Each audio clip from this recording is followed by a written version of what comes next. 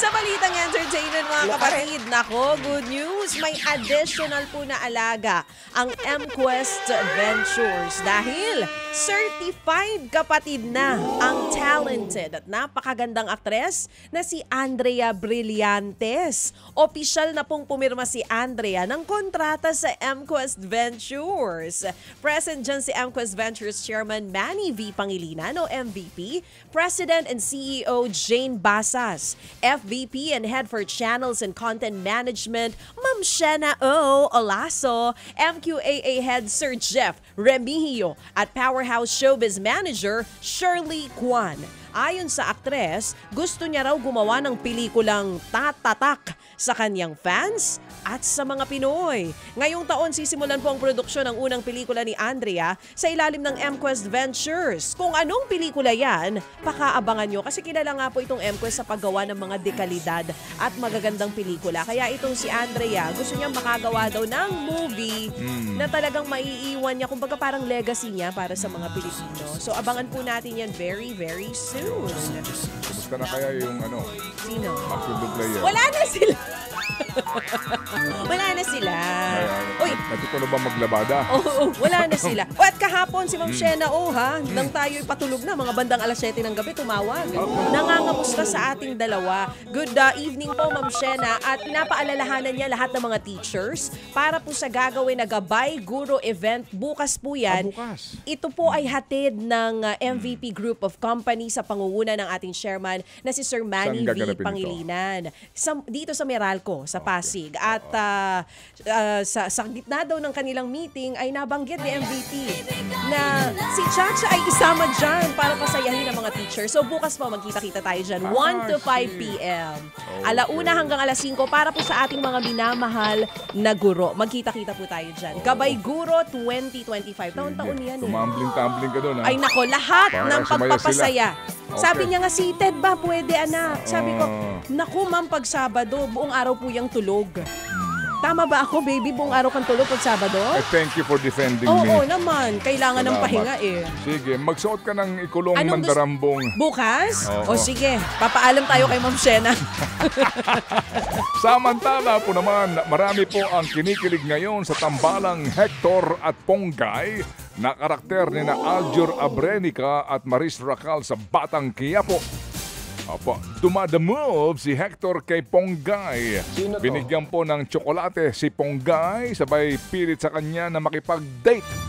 Pinagbigyan po naman siya ni Ponggay sa episode kagabi. Natuloy po ang date ng dalawa. Hindi man pumayag si Ponggay na maging sila na, exclusively dating na raw po sila dahil po sa pamimilit ni Hector. Abangan po ang mga nakakakilig daw na eksena sa Batang Quiapo tuwing alas 8 ng gabi sa TV5. Samantala, may bago na tayong kakantahin sa video kay mga kapatid. Inilabas na kasi ni singling Jukebox Jess sa Saragosa ang newest single na Ang Sakit-Sakit.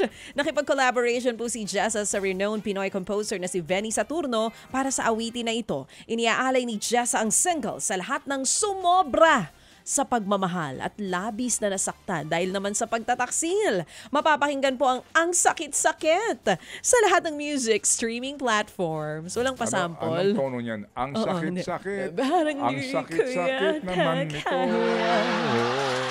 Ang sakit-sakit. Ang sakit-sakit naman nito. Parang hindi naman ganyan si Jessa Hindi ba kumanta. Oo. Abangan po natin yan mga kapatid. Di ba? Sikat ang mga kanta niyan. Ayaw naman. Parang di ko yata Ano kaya. Ganun siya, di ba? Ano? Paano? Sa buhay ko, wala ka. Anin ng pag-ibig. Ano raw? Kung puso ay nag-iisa. Bakit ka ba nakita? Bakit ba nakilala? Yon ang dati niyang song. So ito, tingnan natin Dila kung mo ano dito ito. na Abangan po natin ito mga kapatid. 5 Taiwanese celebrities po naman daw ang inaresto. Dahil sa pamimeki umano ng medical certificate para makaiwas sa mandatory military service. Isa dyan si Energy member Shea Kunda. Nakapagpiyasa po daw si Kunda naabot po sa 500,000 Taiwan dollars o halos 1,000,000 piso. At ayon sa report, nagbayad daw si Kunda ng aabot sa 300,000 Taiwan dollars o higit na 500,000 piso para palabasin sa kanyang medical report na siya'y high blood. Ay, naku po. Yan daw po'y para makaiwas nga sa mandatory military duty sa Taiwan. Naku. Inaresto din po dahil sa parehong reklamo ang co-member ni Kunda na si Xiang Shuwei. Pati po ang mga aktor na sina Chen Bolin, Xu Jekai at singer na si Lil J. Nakapagpiyasa rin po ang mga ito. Ayun. Lang, higpit sa kanila, no? Oo, kasi hindi lang pala sa obligado sila na Korea. mag-military service. Oo. Walang pinalalampas. Kahit malaking pangalan. Dito. Sa kaya galing ang medical certificate? Yung medical certificate nung kay Bernardo, nakita na ba?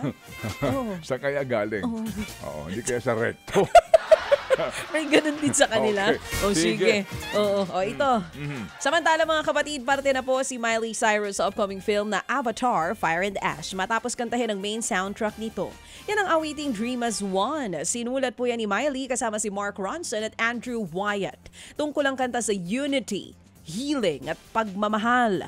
Labis ang pasasalamat ni Miley dahil pangarap niya raw mapabilang sa Avatar Universe. Sa Disyembre ipalalabas sa mga sinehan sa Pilipinas ang Avatar, Fire and Ash. Alright. Mga kapatid, brothers and sisters, saan ka pa? Dito na tayo sa totoo. Dito na tayo sa True FM. Mga kapatid, mag-subscribe and follow po kayo sa social media accounts ng True Network PH. Yan po kami. Hanapin nyo lang True Network PH, Facebook, Instagram, YouTube, TikTok, and podcast. Mapa-Apple or Spotify man yan, mahahanap nyo kami. Lahat ng mga napapanood at napapakinggan nyo po sa programa, nasa social media accounts namin yan. So, paano mga kapatid? See you sa social media!